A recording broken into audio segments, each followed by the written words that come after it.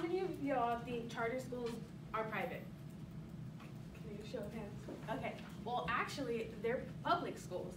In 1974, they were first brought up.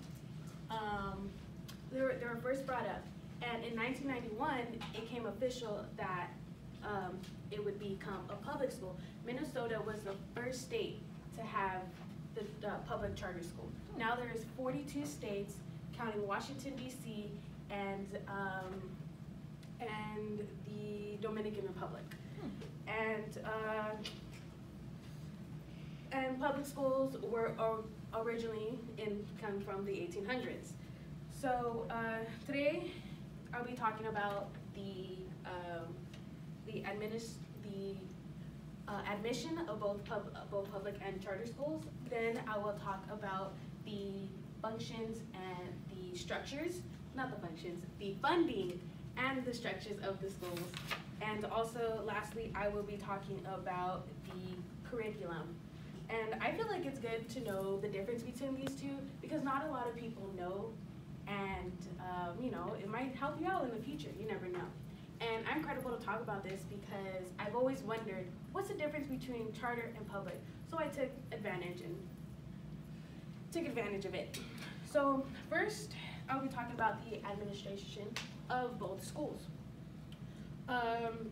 Charter schools are created through a process which is taken on a petition between teachers and parents around the community. And I got that from an unknown author, but it was recently updated in June 18th on a website called ed100.org. And the schools, they are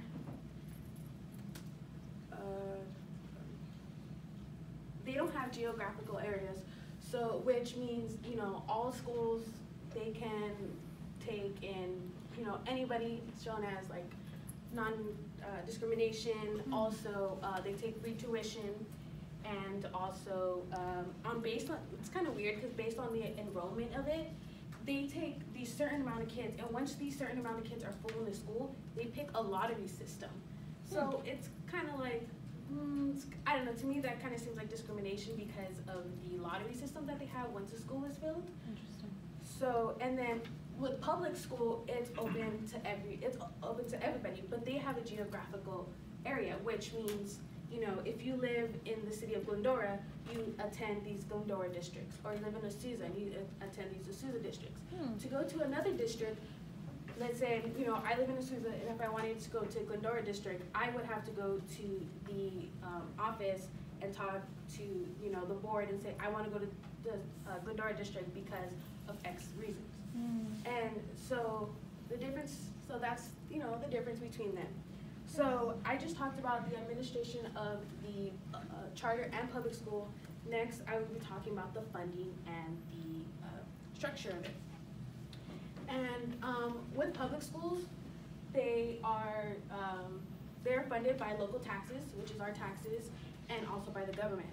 And the reason and how they're structured is the government sets up these districts that are individuals and that are independent. And those districts set up a school board that we elect, and those electees those electees appoint a superintendent that visuals the day-to-day operation throughout the districts.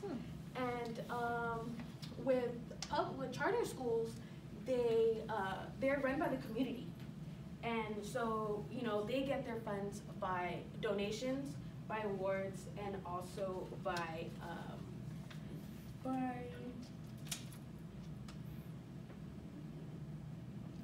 and by the city. The city gives them some, but it's mostly by the community. And the structure of it, it's weird because, you know, you think a school can close down if they didn't have, you know, much money. But with charter schools, they're set onto a charter rule, which one rule is that really caught my attention, is that if a certain amount of kids fail in that charter school closes down, and teachers lose their jobs because they're not certified, and you know, and the kids don't got no school to go to, so they have to end up going to the public school. So I just talked about the funding and structures of both charter and public school, and now I will be talking about the curriculum.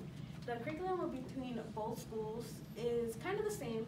They are held to a standard of education and testing. But the difference between charter schools, that they pay attention more to music and art and whatever they want to teach or whatever's in the rules. And with public schools, they have to follow a certain rule that the government sets. So, which means like a teacher has to follow certain amounts of things that they have to go through throughout the whole year.